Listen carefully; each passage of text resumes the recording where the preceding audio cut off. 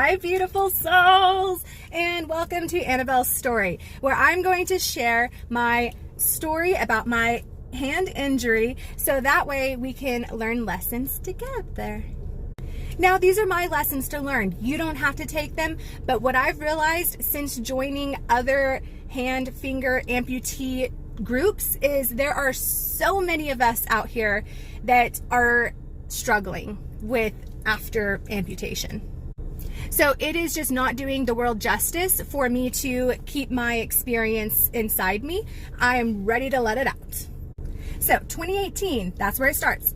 I was out at what we call the Canadian River. This is where we take ATVs, we take Polaris Razors, which is the vehicle I was in, four-wheelers, things like that, like just off-roading vehicles. You go play in the dirt, stuff like that. Okay, I'm out there with my friends all day long. It is cold out there. And I am riding with my friend all day, have a great time. It's my first time being out there. And it was great. And I should have stopped there. Instead, I was out searching for love. I felt so desperate for love. So there was a gentleman there that I had a little crush on, and I'm like, hey, do you want to go do a little night ride? Look at the stars. So we do.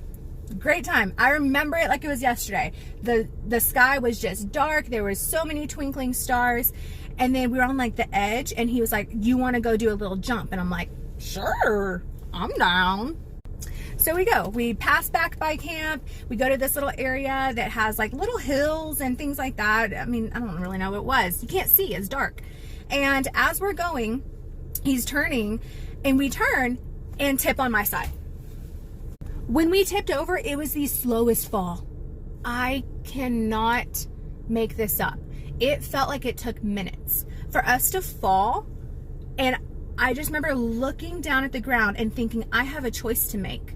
I can try to catch myself, or I can hit my shoulder and my head. That's what it felt like. I felt like I had a split second to make a decision. Not even. But yet it happened so slow. How is that even possible? And one more thing is, I do know that I was being protected that night, because in my head, the moment this happened, I didn't think. Like, it was just reaction. So when we hit the ground, my hand went first, and half of it just ripped right off. And I hadn't broken any bones my entire life until that night.